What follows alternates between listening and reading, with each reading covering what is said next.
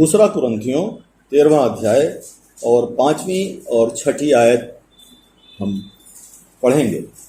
अगर कोई पढ़ना चाहता हो तो समय है, वो खड़ा होकर पढ़ सकता है। अपने आप को परखो कि विश्वास में हो कि नहीं। अपने आप को जांचो, क्या तुम अपने विषय में यह नहीं जानते कि यीशु मसीह तुम में है? नहीं तो तुम जांच के निकम्मे निकलते हो। पर मेरी आशा है कि तुम जान लोगे कि हम निकम्मे नहीं। हम अपने परमेश्वर से यह प्रार्थना करते हैं कि तुम कोई बुराई ना करो, इसलिए नहीं कि हम हरे दुख पड़े, पर इसलिए कि तुम भलाई करो, चाहे हम निकम्मे ही ठहरें। क्योंकि हम सत्य के विरोध में कुछ नहीं कर सकते, पर सत्य के लिए ही कर सकते हैं। आइए हम प्रार्थना करेंगे। ओ प्यारे पिता परमेश्वर, बड़ी इज्जत बड़े सम्मान के साथ अपने सरों को आपकी हुजूरी में झुकाए हुए आपकी इस हैकल में हम सब यहाँ मौजूद हैं। ओ पिता, होने दीजिए कि आज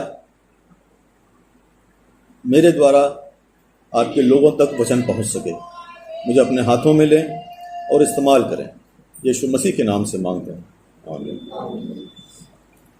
हम सब जानते हैं कि ये लेंट सीजन का समय चल रहा है और हम सब प्रभु यीशु मसीह की सेकंड कमिंग के बारे में तैयारी कर रहे हैं। अपने आप को तैयार करने के लिए जो तरीका इसमें बताया गया है, वो मुख्य 3 बातें हमने सीखी थी। पहली तो कि हमको प्रार्थना करनी है, दूसरा उपवास रखना है, और तीसरी बात यह है कि हमको दान देना है। इन बातों के माध्यम से हम अपने आप को यीशु मसीह की सेकंड कमिंग के लिए तैयार कर सकते हैं। लेकिन इसके साथ ही साथ इस तैयारी के दौरान ये बाइबल हमसे कहती है कि हमें कुछ और भी करना है,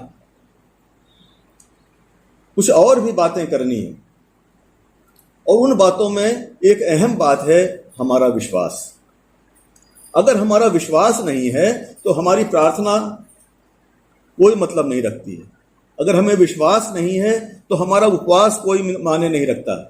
अगर हमें विश्वास नहीं है तो हमारी दान देना कोई महत्व नहीं रखता। और यहां जो अभी हमने पढ़ा दूसरा कुरिन्थियों 13वां अध्याय और उसकी 5वीं आयत, इसमें लिखा हुआ है अपने आप को परखो। क्या करना है? अपने आप को परखो कि विश्वास में हो कि नहीं। अपने आप को जांचना है, अपने आप को परखना है कि हम विश्वास में हैं कि नहीं। अगर हम प्रार्थना करते हैं, उपवास रखते हैं, दान भी देते हैं, आराधनालय में भी जाते हैं, लेकिन अगर हम अपने आप को नहीं परखते तो बड़ी दिक्कत हो सकती है। यह परखने की बात क्यों कह रहे हैं? क्योंकि बहुत बार ऐसा होता है कि जो लोग प्रार्थना कर रहे हैं, उपवास रख रहे हैं, दान दे रहे हैं, धर्म के अच्छे अच्छे काम कर रहे हैं, परमेश्वर की नजर में जरूरी नहीं कि वो धार्मिक हों, उनका विश्वास हो। कभी कभी हम इस संसार की दुनिया की भागम भाग में, भाग दौड़ में इस कदर मशगूल हो जाते हैं, इस कदर बिजी हो जाते हैं कि हम अपने विश्वास से डिग जाते हैं। इस संसार में जो बेसिक नीड्स हैं, बेसिक नीड में रोटी है। अगर किसी के पास रोटी नहीं है तो फिर उसका जीवित रहना मुश्किल है। तो ये एक बेसिक जरूरत है जो इस संसार में जीवित रहने के लिए सभी इंसानों को चाहिए। तो जिसके पास रोटी नहीं है उसकी ये इच्छा होती है कि हमें रोटी मिल जाए। जब रोटी मिल जाती है तो उसकी फिर दूसरी जो बेसिक चीज है उसकी ओर ध्यान जाता है। दूसरी बेसिक चीज है कपड़ा। और जब कपड़ा भी मिल जाता है, रोटी और कपड़ा दोनों मिल जाता है, तब उसके अंदर एक और बात पैदा होती है कि मुझे एक मकान भी मिल जाए। जो बेसिक बातें हैं, जो बेसिक चीजें हैं एक इंसान के जीवित रहने के लिए, इस संसार में रहने के लिए, वो है रोटी, कपड़ा और मकान।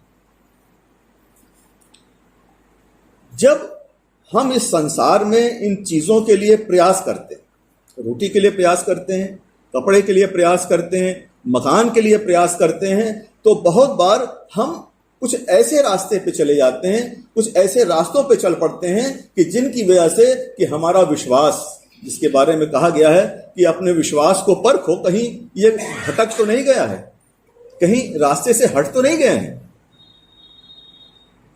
और उसके पीछे एक विशेष कारण होता है। बेसिक चीजों में एक चीज और जोड़ दी गई है, रोटी, कपड़ा, मकान, और साथी जो इसके बाद इसके साथ की चीज जो एक और लोग जोड़ लेते हैं वो है सम्मान।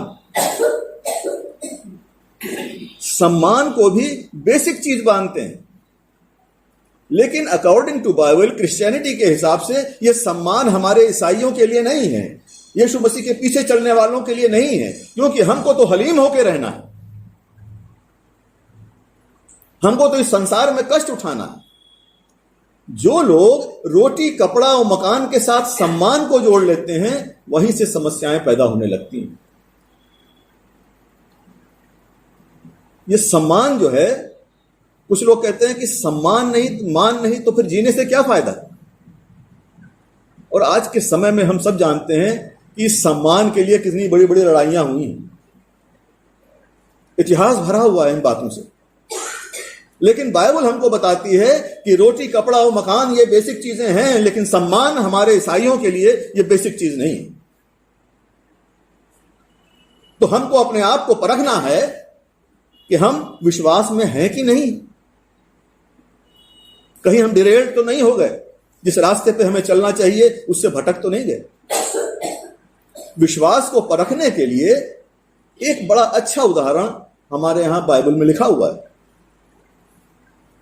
लूका की इंजील 18वां अध्याय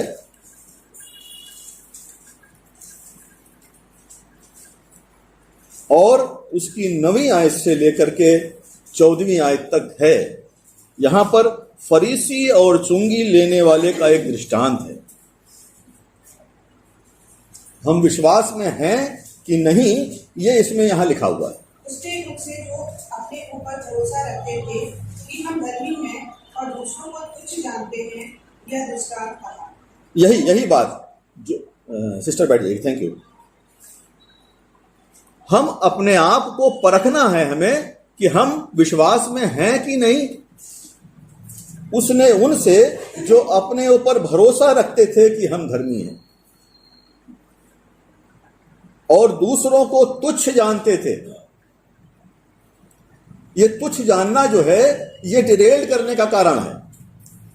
अगर हम किसी को तुच्छ जानने लगते हैं तो हम अपने उस रास्ते से भटक गए हैं या भटक रहे हैं। यह दृष्टांत कहा। 2 मनुष्य मंदिर में प्रार्थना करने के लिए गए, एक फरीसी था और दूसरा चुंगी लेने वाला। सोसाइटी के या समाज के दृष्टि से जो चुंगी लेने वाला था उसकी इज्जत कम थी, उसका सम्मान कम था, लेकिन जो फरीसी था उसका सम्मान था, उसका मान था। और मैंने अभी आप लोगों से जिक्र किया कि जहां पर रोटी, कपड़ा और मकान के साथ सम्मान जुड़ जाता है, वहां से समस्याएं शुरू होने लगती हैं। वो अपने आप को सम्मानित मानता है, अपने को सुपीरियर मानता है ये फरीसी। और क्या कहता है, देखिए, फरीसी खड़ा होकर अपने मन में यूं प्रार्थना करने लगा, हे परमेश्वर, मैं तेरा धन्यवाद करता हूं कि मैं दूसरे मनुष्यों के समान अंधेर करने वाला नहीं, अन्यायी और व्यभिचारी नहीं। आज के समय में कोई भी इस बात का दावा नहीं कर सकता। जब से ये संसार बना है, ये सृष्टि की रचना हुई है, कोई इस बात को नहीं कह सकता दावे के साथ, क्योंकि बाइबल हमें बताती है एक भी नहीं, कोई नहीं, एक भी ऐसा नहीं जिसने पाप ना किया हो। और ये फरीसी क्या कह रहा है, हे परमेश्वर, मैं तेरा धन्यवाद करता हूं कि मैं दूसरे मनुष्यों के समान अंधेर करने वाला, अन्यायी और व्यभिचारी नहीं, और ना इस चुंगी लेने वाले के समान। जब परमेश्वर के सम्मुख हम प्रार्थना रखते हैं तो अपनी बातों को, अपनी समस्याओं को, अपनी परेशानियों को परमेश्वर के सम्मुख रखते हैं। प्रार्थना परमेश्वर से एक वार्तालाप, बातचीत का माध्यम। और जब हम अपनी बात को परमेश्वर के सम्मुख रखते हैं तो परमेश्वर हमें उसका जवाब देता है। जवाब देने के बारे में हमने 3-4 चीजें आप लोगों से जिक्र की थी।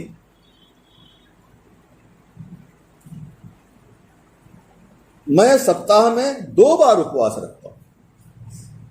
मैं अपनी सब कमाई का 10वां अंश भी देता हूं।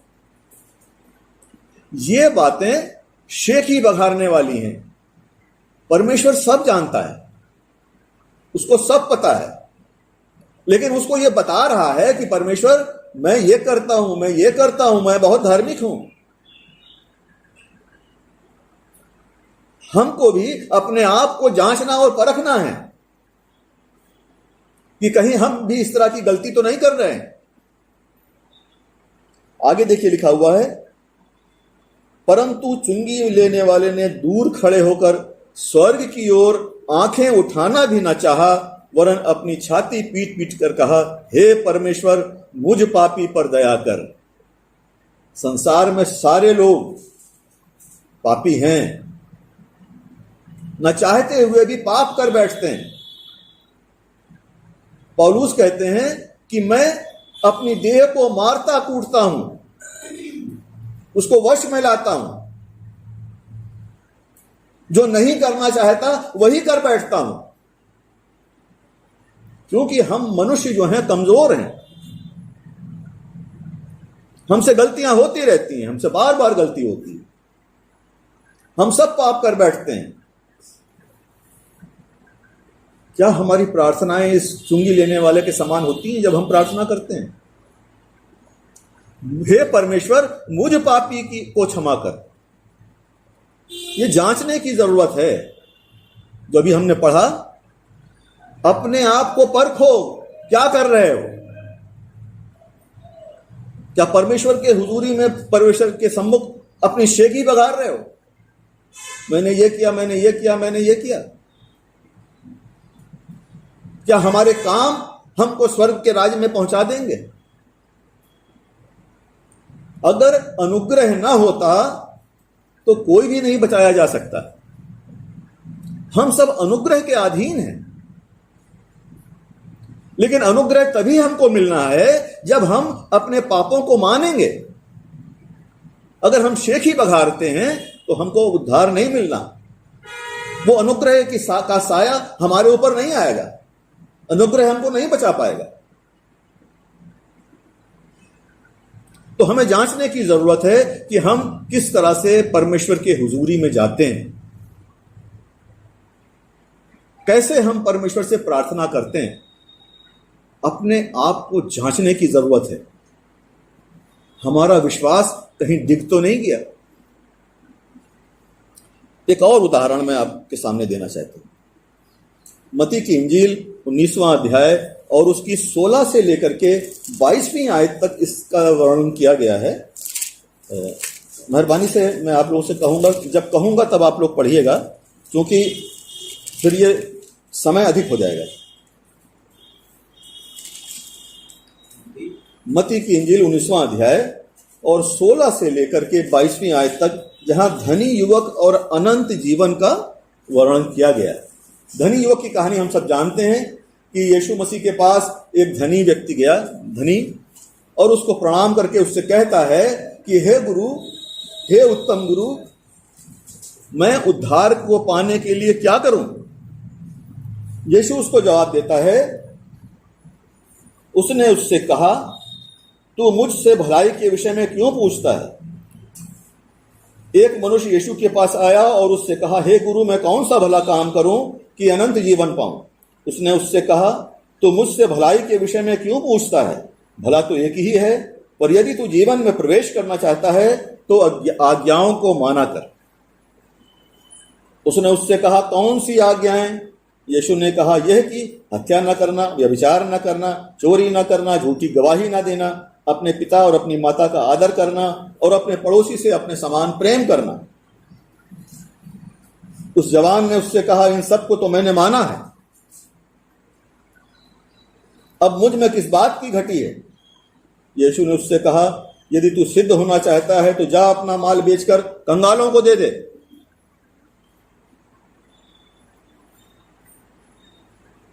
ध्यान देने की बात है कि क्या हम इस धनी युवक की तरह तो नहीं व्यवहार करते।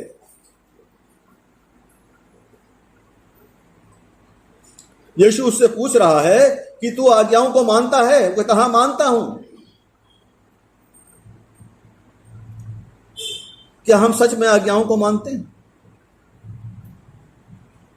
या हम अपने कामों का बखान करते हैं कि हमने ये अच्छे काम किए, ये अच्छे काम करते हैं, हम ये अच्छा काम करते हैं और हम तो धर्म स्वर्ग के राज्य के वारिस हैं।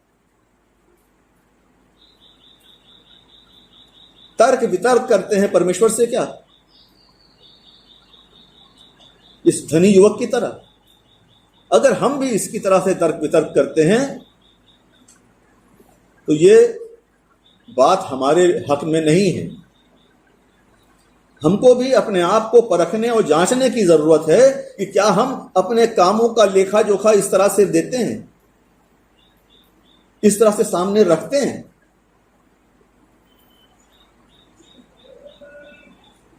एक और चीज मैं आपके सामने रखना चाहता हूं। ये सब बातें इसलिए आपसे शेयर कर रहा हूं ताकि हम इन बातों को समझ सकें कि हम विश्वास में बने हैं कि नहीं, अपने आप को परखने के क्या तरीका है, हम अपने आप को ठीक ढंग से परख सकें। इसलिए ये बातें आपके सामने मैं प्रस्तुत कर रहा हूं।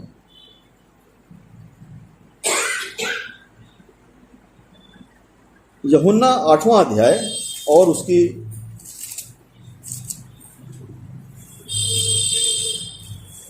7वीं आयत पे हम गौर करें।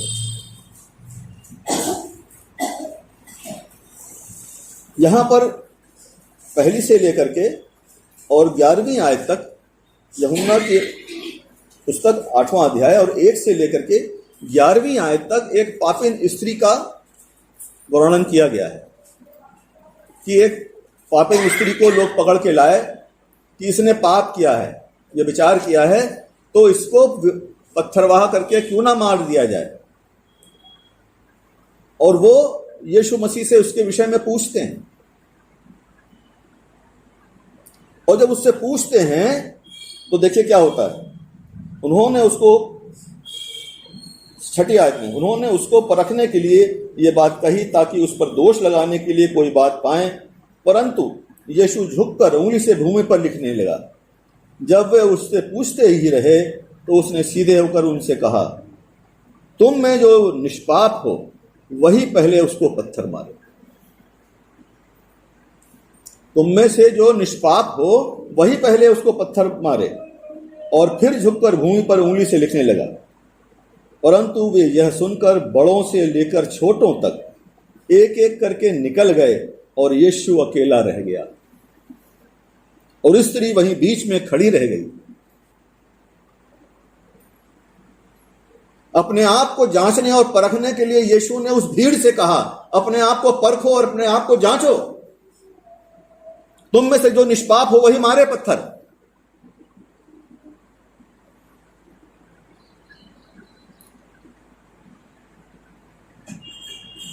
ये घटना हमको ये बताती है कि उस समय की वो भीड़ जो थी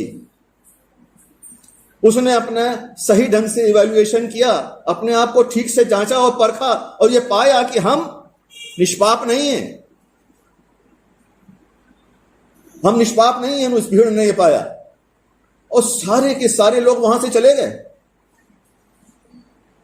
उनका इवैल्यूएशन जो था, उनका जो अपने आप को परखना था वो सही था। उन्होंने परख लिया अपने आप को।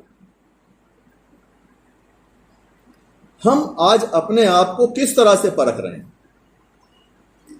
क्या हम अपने आप को उस फरीसी की तरह परख रहे हैं जो कहता मैंने ये अच्छा काम किया, मैं ये अच्छा काम करता हूं, सप्ताह में 2 बार उपवास रखता हूं, 10वां अंश देता हूं? क्या हम अपने आप को उस फरीसी की तरह परख रहे हैं या उस सुंगी लेने वाले की तरह परख रहे हैं कि मुझ पापी पे दया कर परमेश्वर? क्या हम अपने आप को उस धनी युवक की तरह समझ रहे हैं, परख रहे हैं, जो परमेश्वर से जद्दोजहद कर रहा है, उससे बहस कर रहा है कि मैं तो अच्छा हूं, मैं तो धार्मिक हूं,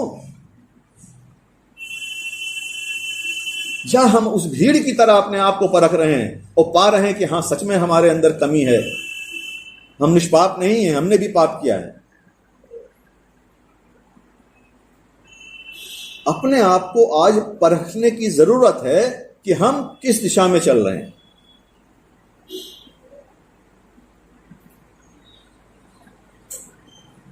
अगर हम लोग इस बात को ठीक से समझ लेंगे कि हम सुपीरियर नहीं हैं, दूसरों से हम ज्यादा काबिल नहीं हैं, हम दूसरों से ज्यादा धर्म के काम नहीं करते, सब काम करते हैं, हम अगले आदमी से ज्यादा बड़े नहीं हैं। और अगर ऐसी बात हमारे दिमाग में ठीक से समझ में आ जाती है तो हमारे अंदर से पाप नहीं रह जाता।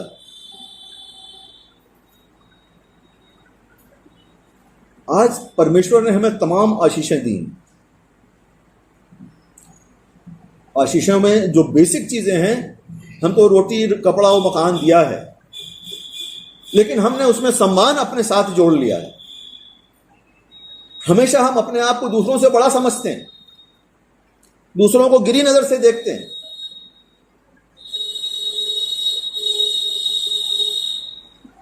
अगर हम इस बात को, इस भेद को समझ लें कि हमें किसी को भी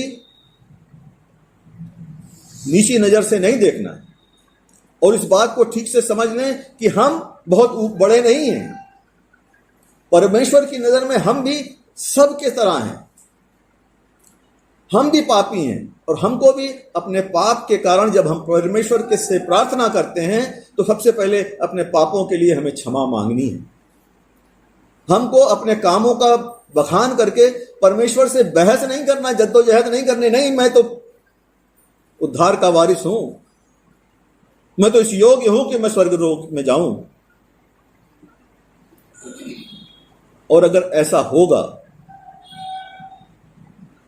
तो यीशु ने जैसे उस धनी युवक से कहा था, जा अपना माल बेचकर कंगालों को बांट दे,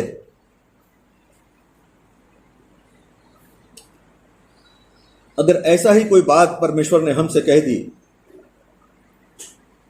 तो क्या हम पूरा कर पाएंगे? परमेश्वर से जद्दोजहद नहीं करना, क्योंकि जो उद्धार है वो परमेश्वर के अनुग्रह से है। संडे को चर्च के बाद, चर्च सर्विस खत्म होने पे या किसी भी प्रेयर मीटिंग के खत्म होने पर जो कलमाए बरखास्त जिसे कहते हैं, जिसे आशीष वचन कहते हैं, उसमें क्या शब्द बोले जाते हैं? अब हमारे प्रभु यीशु मसीह का अनुग्रह, क्योंकि ये अनुग्रह हमारे ऊपर यीशु मसीह की वजह से आया है, उसके मार खाने से, उसके कोड़े खाने से, उसके सलीब पर चढ़ाए जाने से, उसके मारे जाने से, उसके गाड़े जाने से और उसके फिर जीवित हो जाने के कारण हमारे ऊपर अनुग्रह है। अब हमारे प्रभु यीशु मसीह का अनुग्रह और पिता परमेश्वर का प्रेम, जिस प्रेम के वशीभूत होकर के उसने इस संसार में यीशु के रूप में जन्म लिया, अपने पुत्र को भेजा। अब हमारे यीशु मसीह का अनुग्रह, पिता परमेश्वर का प्रेम और पवित्र आत्मा की सहभागिता, अगर हमारे जीवनों में पवित्र आत्मा की सहभागिता नहीं होगी तो हम इस संसार में शैतान का मुकाबला नहीं कर पाएंगे। तो अनुग्रह हमारे लिए जरूरी है। हमारे लिए जरूरी है कि हम अपने पापों को मान लें, पश्चाताप करें, तो हमारे ऊपर अनुग्रह आ जाएगा और हम उद्धार के वारिस हो सकेंगे। अगर हम फिर डिरेल्ड ना हो गए तो अपने आप को परखने की जरूरत है, अपने आप को जांचने की जरूरत है कि कहीं इस संसार में रहते हुए इस फरीसियों की तरह या इस धनी युवक की तरह हम सही रास्ते पे चलते चलते अपने रास्ते से भटक तो नहीं गए। अगर नहीं भटके हैं तो हम सब धन्य हैं, हम सब परमेश्वर के अनुग्रह के अधीन होकर के स्वर्ग में जाने के वारिस होंगे। आइए हम प्रार्थना करें। ओ प्यारे पिता परमेश्वर, हम सब जो आपकी हुजूरी में अपने सरों को आपके सम्मान में झुकाए हुए बैठे हैं पिता, हम सब के साथ हो। आपका जो ये वचन बोया गया है, जो आपके द्वारा बोया गया है, पिता परमेश्वर उसको आशीषित करें। लोगों के साथ हों जिन्होंने ये वचन सुना है, उनको होने दीजिए पिता परमेश्वर कि जब यहाँ से जाते हैं तो अपने साथ अपने दिलों में इस वचन को लेके जाएं, और होने दीजिए कि ये वचन 60, 70 और 100 गुना फैलाने वाला हो सके, वो दूसरों को भी बांटने वाले हो सकें। सब कुछ आपके प्यारे बेटे यीशु मसीह के नाम से मांगते हैं, आमीन। धन्यवाद इस खूबसूरत वचन के लिए जो आपने गीत में शेयर किया। आइए हम एक गीत गाएंगे, उसमें आज का हदिया भी दिया जाएगा। इस मोटी किताब में से सॉन्ग नंबर 313 और जमायत अफगानिस्तान पे मेहमान खड़ी हो जाए, सॉन्ग नंबर 313। सब लोग जो नहीं खड़े हो पाएंगे वो मैच बैठ सकते हैं, तकलीफ बाकी हम लोग खड़े हो गए। और इसी गीत में उसके लास्ट स्टैंजा में चंदा भी है। तो मैं सब कुछ देता, सब कुछ करता हूँ कुर्बान, जीऊंगा मैं रोज मसीह में, उस पर रखूंगा ईमान। सब मैं देता हूँ, सब मैं देता हूँ, तुझी को मुबारक दूंगी, सब कुछ देता हूँ। यीशु को मैं सब कुछ देता, झुकता तेरे कदमों पर, छोड़ता सारी दुनियादारी, मुझे ले और अपना कर। सब मैं देता हूँ, सब मैं देता हूँ, तुझी को मुबारक दूंगी, सब कुछ देता हूँ। यीशु को मैं सब कुछ देता, मुझे बिल्कुल अपना कर दे। मकबूलियत की गवाही हूँ मैं तेरा सरासर, सब मैं देता हूँ, सब मैं देता हूँ, तुझी को मुबारक दूंगी, सब कुछ देता हूँ। यीशु को मैं सब कुछ देता, अभी उसके पाक हुजूर, मुझ में भर पिया और कुव्वत